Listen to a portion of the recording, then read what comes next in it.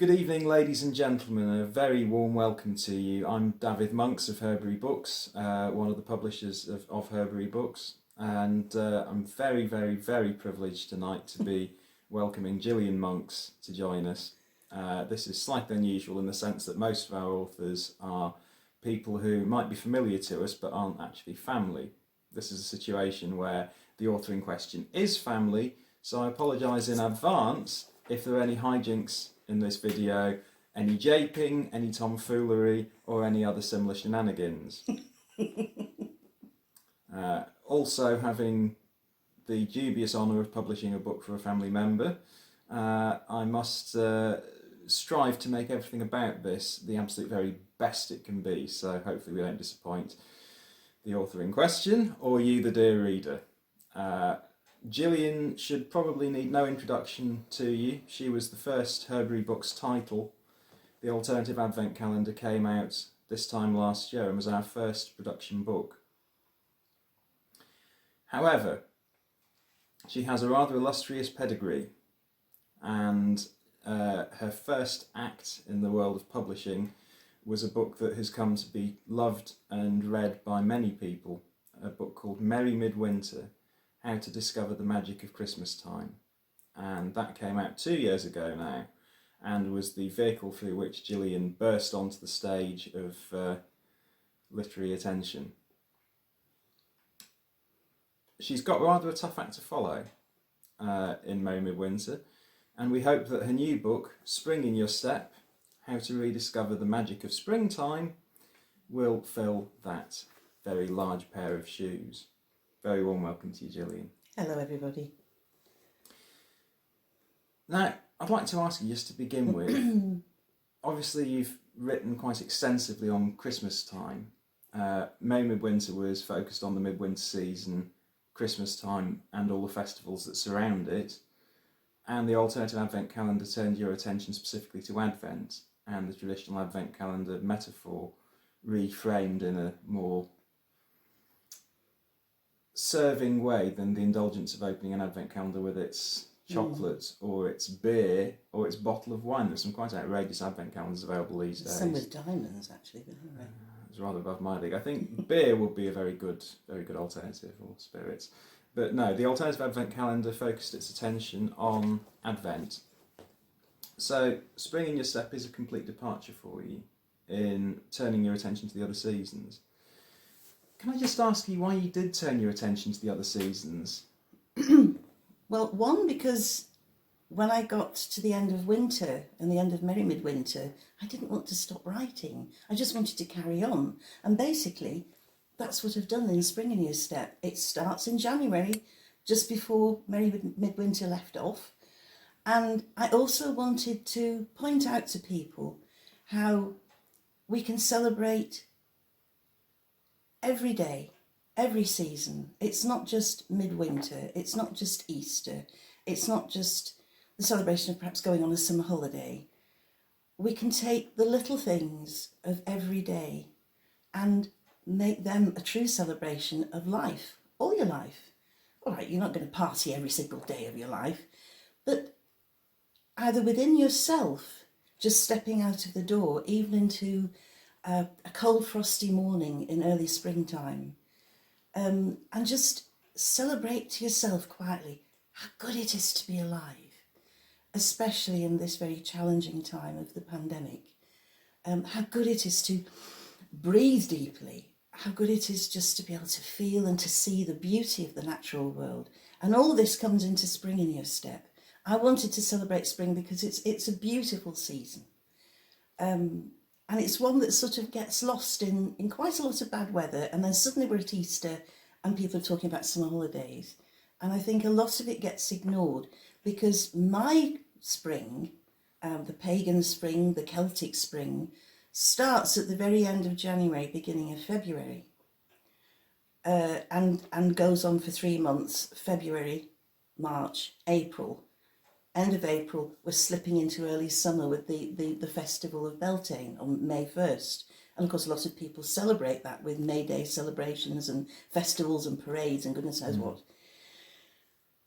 But this is we have no, yes, we've got Easter and we've got one or two other things within the spring season, like Valentine's Day, Pancake Tuesday, Shrove Tide, Lent. But basically, we haven't got the same massive build-up that we have in the winter towards midwinter and Christmas. And I think that gives us a lot more scope in actual fact. A lot of people I know feel down and quite sad after Christmas and quite depressed. And January particularly is a very difficult time for a lot of people. But I think on the other hand, it actually gives us time. It gives us time to recover from Christmas. It gives us time to get our act together and think what we're going to do through all the rest of the wonderful seasons, the daylight, the sunshine, the long days, that we can do all sorts of things and be outside all the time. That's if it's not the usual British summer and rains all the time. But this past few years, we've had quite a fortunate time with the sunshine that we've had. And it can be celebrated in itself, or it can be used to recover, recuperate, and prepare to move on. Does that answer you? It most certainly does. I think one of the very valid points you make in the book is that people's definitions of the seasons have shifted. So if we take the meteorological definition of winter and spring, snowdrops, well, okay, snowdrops make sense, but snowdrops are a winter flower. Daffodils are a winter flower. They're all winter flowers. Crocuses are winter flowers. According to the Meteorological Society, they're all winter flowers. The start of the carpeting of the woods with bluebells is in winter. The seasons have shifted almost 90 degrees out of phase with what's happening in the natural world. Yeah, they have. And I think we often lose track of this. So at this time, we're now in mid-November as we prepare for the Christmas season, and the shops have been decidedly full of Christmas merchandise for almost a month now, at least the shops that are open have. We find ourselves in rather unusual times. Why start turning our attention to spring at all? I mean, I know it's a handy publishing date to have the spring book on the autumn list, because the spring list would be too late from a purely pragmatic point of view. But I do know that you turn your attention personally to spring while in the run-up to and immediately after Christmas. Why start so early? Okay, there's several answers to that. One is that seasons do not begin on a date. It's a rolling event around the whole cycle of the year, and things overlap and flourish and move on, and things happen at different times, not according to the date on the calendar. The Celts, and I'm talking about the Celts because I am a Celt and because we're living in Wales and I write in Wales, the Celts had two seasons basically, summer and winter. I'm different to that. I have spring and autumn.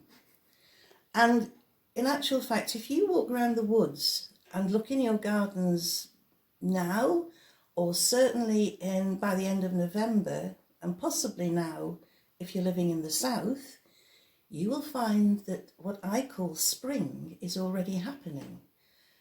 The buds are already formed on all the trees and they're green, just waiting for the right conditions for springtime. And some of those leaves, like the elder, begin to come into leaf at the end of January. They have a first flush, they burst their buds, or some of them, and then they sort of stay static for the next couple of months, and then they fully come out. You go out and look at the trees where you are, in your garden, on the roads, in the parks, and look where the leaves have fallen. You'll find the buds. If you go and look where there are bulbs planted, you will certainly by the end of November see little spears of daffodils already poking through. So for one reason, spring is already actually waiting in the wings. The other reason is that there are a proportion of people who actually find midwinter, the darkness of winter, and Christmas extremely hard to take. And I think writing this now, and for people perhaps reading this now or over winter and Christmas, it gives them something else to focus on. It gives them the coming back of the light, the coming back of the return of the natural world from the metaphorical dead of winter. It gives people something to aim for, to look forward to. So actually, I think that spring in your step is very relevant to this time of year for a lot of different reasons. It reminds me of, we had a very dear friend up the valley, Jean Lynch. She had this idea that there weren't 4 seasons, depending on viewpoint, there were either 8 or 12. And using the paradigm of the 8, that each season had the secret start of the next season within it.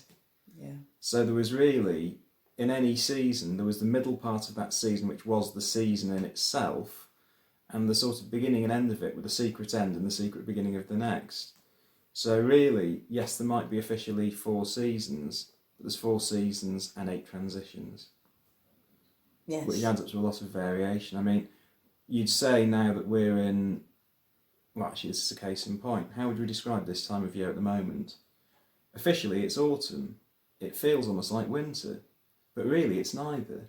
It's between autumn and winter. The leaves are off the trees, but it's warm outside.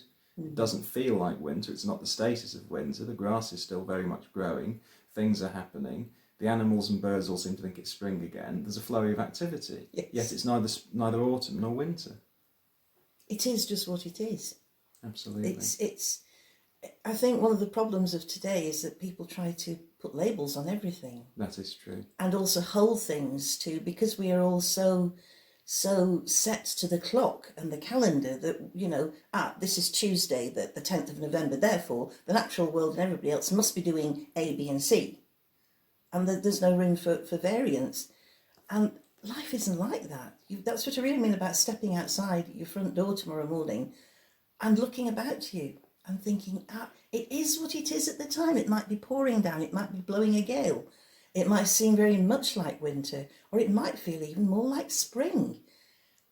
Take things for what they are and enjoy them as such and make the most of every day.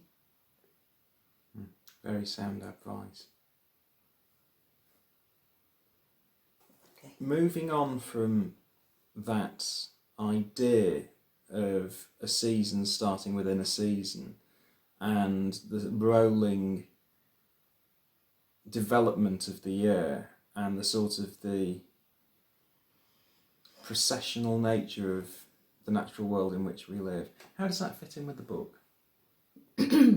Well, as I said before when I first started speaking, my first book, Merry Midwinter, finished at the end of January, and I wanted to go on writing, and I found that to actually begin spring, I had to begin writing about spring, I had to look back at the end of winter, and actually the last third of winter, which is January, and actually set my scene, set the roots for spring in winter. And even with my writing, I couldn't just start at a date that said, right, this is the start of even my spring, which is the 1st of February. I had to look back into that previous month, what we'd been doing, what we're feeling, what we'd been experiencing, how we might feel then in the month of January before spring begins. And I know that one of the hardest elements of the book, a few people have said, is actually the first chapter, which is January, that people find this very hard to deal with. But really, without the contrast of that, you can't have the whole explosive build-up of the spring. On that note, I wonder if you'd like to share a reading with us from Yes, the book. with pleasure. I've got a marker somewhere. Oh, there it is. It's in the first chapter, and it's under the heading, Little Things Mean a Lot. It might help folk to enjoy the month of January more if they realised that many of the little things which everyone aspires to and loves about Christmas are not exclusive to midwinter celebration, but apply to all of winter and possibly most of spring too. Just because we have entered a new year, just because Twelfth Night has now passed and with it Christmas for another 10 or 11 months, it doesn't mean to say that we also have to give up all the other lovely days or pursuits as well. Activities such as getting together with friends, bit difficult with COVID, but hopefully next spring we'll be there. Getting together with friends and family, simple, inexpensive but tasty and enjoyable meals with your loved ones, an indulgent and special sweet treat, or roasting chestnuts if there are any still left, or enjoying winter fruits, going for walks, playing games, snuggling up under a thick rug to read, singing, playing or listening to music, simply taking time out, being kind to one another. None of these things that we all tend to associate with sort of Christmas need to come to an abrupt halt just because it's no longer December, unless you want them to.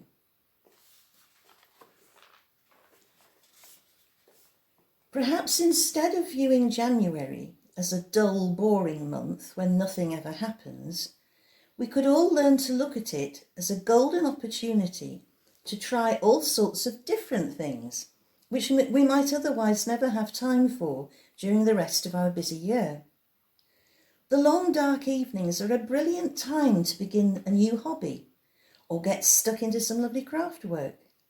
Take the opportunity to sew something. Well, that'll be a funny one for the men, but there are some men who sew. Or bite the bullet and begin to research one's family tree. And I promise you that once you start, you won't want to stop. Or you might decide to try your hand at composing some poetry, or sit down and begin to write that book that you've always promised yourself to write. There are a lot of want-to-be authors out there. Or catch up with your letter writing. Don't forget your thank you letters after Christmas.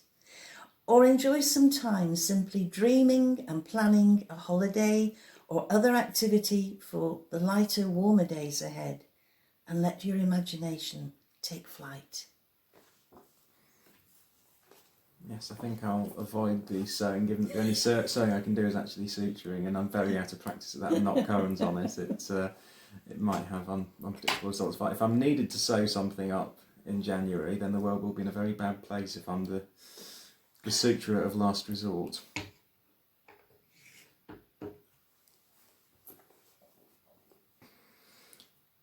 To carry on from this idea, and I know that you've thoroughly educated the world as to what makes an authentic Christmas time, but spring is something that's far more diffuse. What makes an authentic springtime?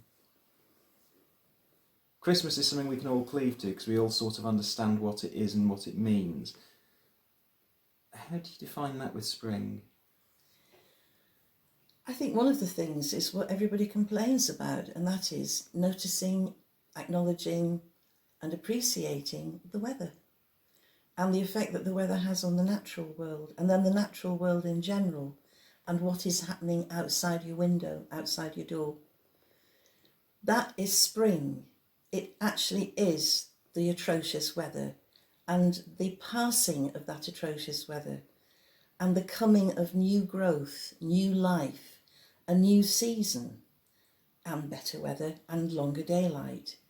And that's why in a lot of places all around the world there are celebrations right from the end of January right into the end of April, early May, all celebrating in one way or another the death of old winter, sometimes depicted as an old woman or an old man, and the birth of spring. And every culture around the globe, one way or another, does this. It is so fundamentally ingrained in us and so important, just as the rebirth of the sun at midwinter, which denotes that eventually the sun will return and the warmth and the daylight will come back to us, and that's the first turning point. So the rest of spring follows on from that, and it's incredibly important. What would we do if spring didn't happen? If like Game of Thrones, winter went on and didn't stop? Can you imagine? So it is very important. And as we've rather found out with the pandemic, and the natural world is just the same, humanity lives a very precarious life. We're very fragile creatures, and we like to think that we can control everything. Well, I'm sorry, but we can't. We can't control anything. We can't even control ourselves most of the time. And we certainly can't control the natural world. And we are at its beck and call. So if everything is well with the natural world, and springtime is such a beautiful season and shows that everything is well with the natural world, then we know that we're going to be fine too. And so that's why spring is, throughout history, has been incredibly important and is celebrated everywhere in loads of different ways. Lots of festivals, parades, village communities, town communities, national events. If you get my book, whether you buy it or borrow it from the library, have a look in the back, because there's about 5 or 6 pages of a calendar from the end of January right through to the very end of April. That I won't say it's a definitive list of some of these celebrations, but it does include a good sprinkling from around the globe to give you an idea of just how widespread, and also things that you might want to tap into as well yourself. I suppose one of the differences between Christmas, which is fundamentally midwinter, which is a solar event, and the spring season is that spring in itself is not a solar event. It is an environmental event. So the change from winter to spring in one part of the world will be very different from another. I imagine winter turns into spring in Spain probably at the end of December. In Scandinavia, it's going to be turning from winter and spring at the end of April. Yes, it's very true. The seasons are much more elastic than solar events like midwinter is. Okay, would you like to give us another short reading? Yes, because mentioning solar events, we do have a major solar event in the middle of spring, which of course is the spring equinox, or as I am trying to school myself to call it, the March equinox, in deference to our friends in the southern hemisphere, because for them, of course, it's their autumn equinox, because they're literally upside down to us in the northern hemisphere. At least with it being a season rather than a calendar, they can just read the book as of from the end of June onwards, or the end of July onwards, when their spring starts. They can do, although some of the dates are specific. But the equinoxes, autumn and spring, remain the same date to within a day. And I have a little green paper here somewhere. It doesn't want to be found. Ah, here we are, on green paper.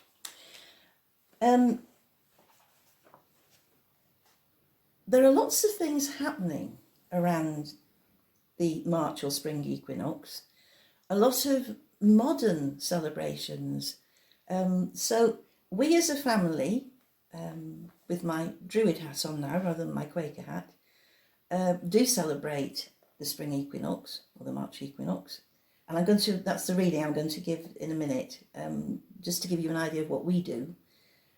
But there's lots of other ways that you can celebrate the spring equinox. And just to actually clarify what the spring equinox is, this is when the sun, when the earth has begun its tilt back from midwinter back towards midsummer.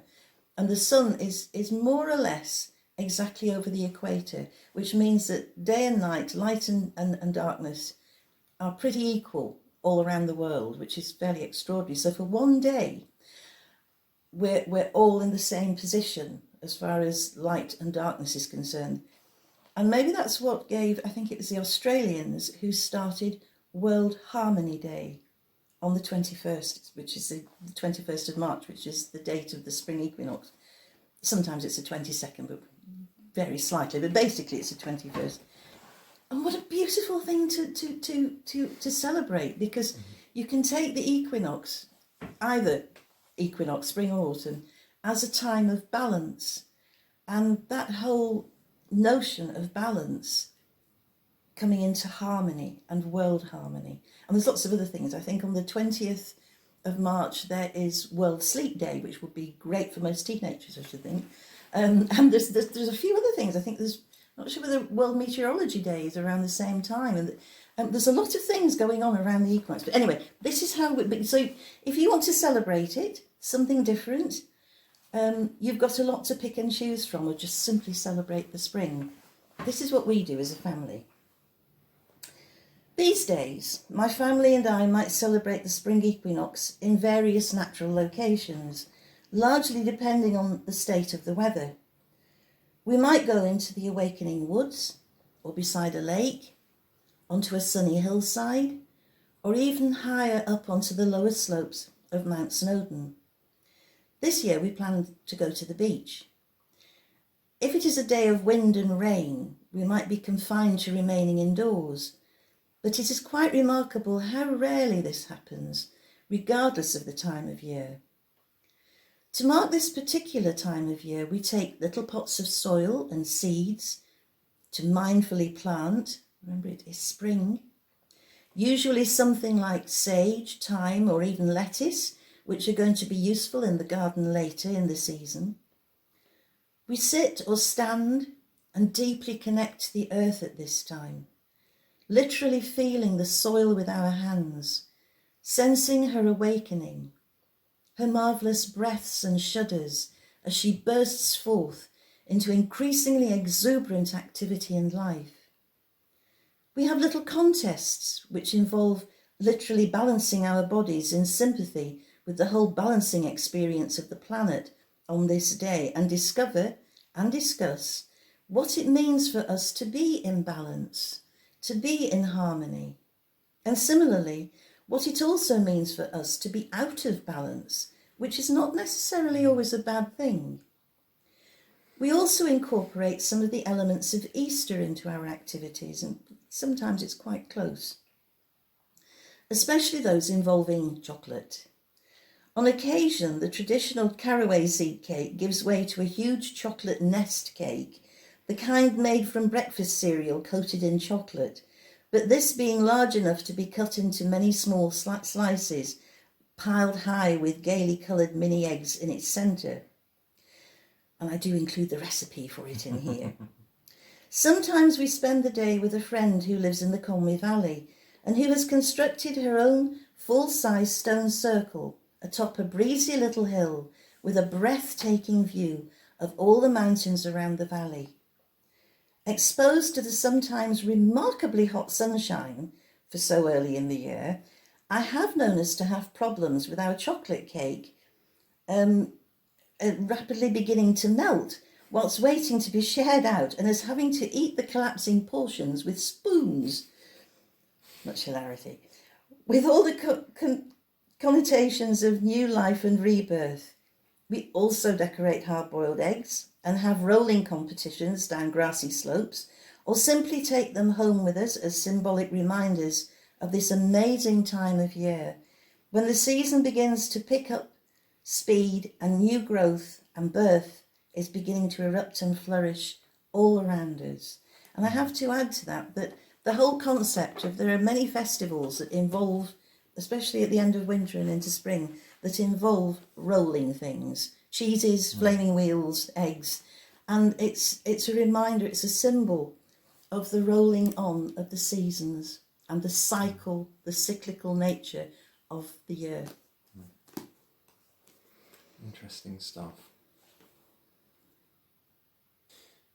In an agrarian society where the cycle of planting, nurturing, tending and reaping is still very prevalent, the seasons are far more understood.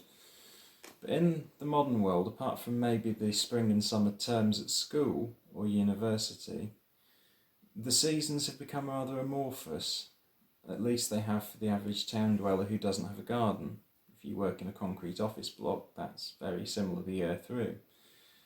How do we reclaim a connection to the succession of the seasons one after the other? How do we engage with that process of transformation? One, again, is look at the weather.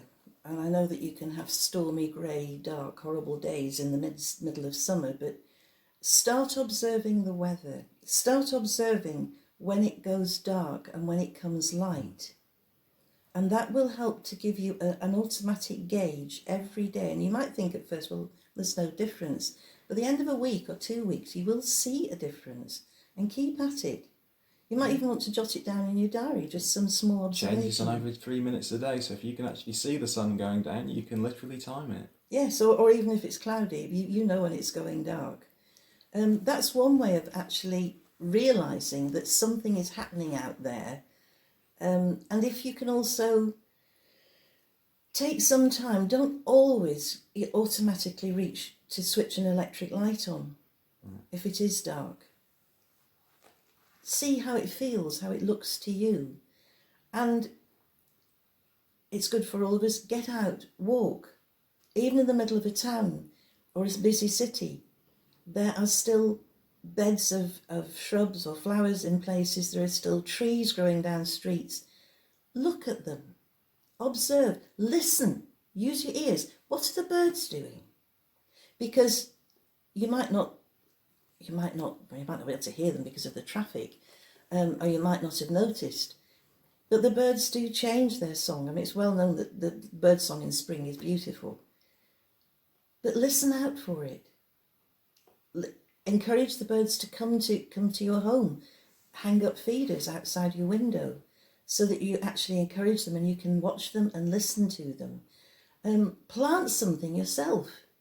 You can be living in a high-rise flat. You can still have a row of little pots on your windowsill growing herbs,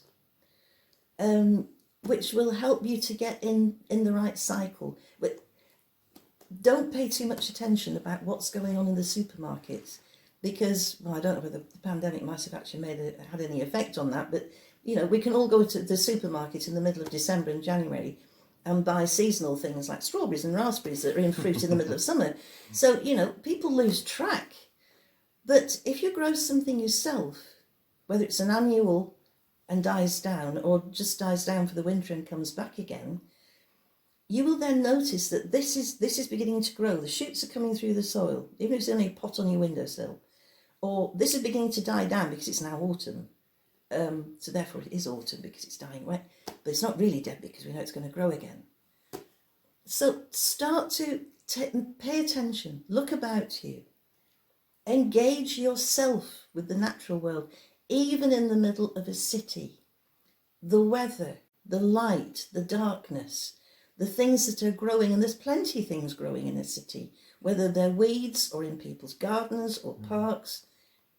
Take note. Don't just put your coat on, get your head down and walk to the tube or the bus or whatever it is, or get in the car and then just watch somebody else's tail lights going up in front of you.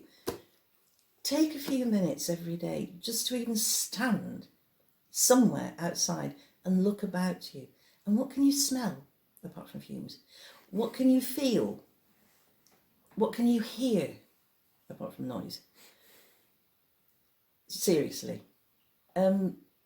Engage yourself with what is happening outside your little box of a home, or your little box of a workplace, or your little box on wheels that's called a car, or a train, or a plane, or anything else. Just take that few minutes a day. Does that help? Absolutely. For many of us in the current climate that the world finds itself in, this year will have been exceedingly hard for many. I know that 2020 feels like it was cut off somewhere at the beginning of spring and didn't really restart. That's not true, but that's sort of how my brain registered it. What would be your wish for the next spring?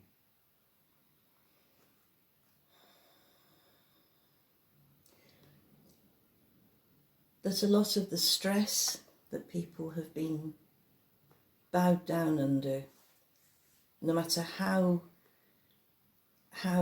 good their personal circumstances have been or how healthy they've managed to remain, we're all under a huge amount of stress, this threat of COVID. And there are lots of people who have succumbed to mental health problems, to the actual disease itself. Some have lost their lives. Many of us know of people who they've lost or who have been seriously ill and still are seriously ill now with what they call long COVID, where people can't recover or don't recover in a hurry anyway. It takes weeks or months. So I think a lightening of the stress, that as the daylight grows again in spring, that actually an inner light grows too. And hopefully with the news of this new injection that they just have announced yesterday, which is going to date this film, that hopefully we can step out with less stress. But my one almost as big wish for people is take the lessons that we have learnt in the last 8 months or however long it is since the pandemic really hit Western Europe and learn by them. Don't all rush back to the old normal. Surely we know better than that now. And this is actually partly where Spring in Your Step and books like it, or people spouting like me like it, come in. The old normal isn't good enough anymore. We want something better, much better. And I think a lot of us have been shown this firsthand, quite forcefully, for which in one sense I personally can thank the pandemic. Very, very tough, horrific though it has been. Let us learn by this and let us go on to create a new world next spring as springtime unfolds. It's food for thought. I don't think anyone would want to live under the cowed conditions that we've lived under for the last 8 months, and all the stress, anxiety, insecurity, death, disease and upset that the pandemic's caused. But I think there are some very strong lessons that can be learnt from this, and one of the things that makes my heart bleed particularly is that some of the lessons that were learned at the beginning of the pandemic, the looking after neighbours, the community attitude, the taking things back to a much smaller local level, are being forgotten in the rush to get back to normal. I mean, I remember walking around the village in the first week of the lockdown when it first happened, and there were just, people were socially distanced, but people were sat out in their gardens, either playing music or making a barbecue. They were talking to people walking past on the road, okay, from 20-foot range, but, greetings were being exchanged, people were being checked in on. 6 doors down, someone had put a little plastic crate with a street library in it, paperback exchange, 10p a copy to buy these crumbly old paperbacks or swap for free. Great ideas that it seems we're in too much of a hurry to forget as we go back to normal. Yeah, we don't want to lose this. And I think we can take We need something to build on very it. special from this and actually incorporate that into the normal, to upgrade the normal into something nicer, without the spectre of death, disease and worry. Absolutely. On that happy note, would you like to share your last reading with us? Yes, I'd be delighted to. I'm looking for another little green paper. Here we are. There we go. So this is at the end of Spring in Your Step, and of course it's the end of the month of April, where nice spring starts to wind down, and we actually move into very early summer. And this is about the actual eve of May 1st. It's the evening of the 30th of April, so it's the end of the end of spring. This is the time to open the door to a new order, a new season, a new period of growth and progress. Allow the tentative hopes of late winter and the cautious endeavours of spring to burst forth into full-blown joyous celebration and activity under the young summer sun.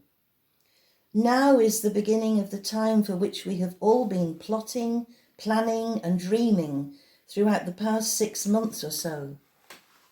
We are no longer held back by force of weather or circumstance. We are free to launch into any new adventure or endeavour our heart desires. Does this realisation not make you feel a bit giddy and wild? Perhaps it's exactly the same for the natural world, which is why, for a short period of time, over May 1st, Beltane, it appears to be so ungoverned and out of control. We have travelled the past 3 months together in this book of mine. Just 3 short months, but with a huge change. What a huge change there has been in the world during that time. From the frozen dead wastes at the end of darkest January, through all the unfolding and opening of new life, throughout spring to this, the very threshold of summer. May you have beautiful memories of shy, ephemeral, transient springtime and a bold, joyous entry into shimmering, dazzling summer. And there's just one more thing. It isn't really an Easter bunny, it's an Easter hare. And if you want to know all about the history of that and why, buy the book and read it. And on that note, before you stop holding it, Spring in Your Step, Discover and Celebrate the Magic of Springtime is out today, published by us, Herbury Books. It's available on Amazon, from us directly at herburybooks.com and from all good bookshops.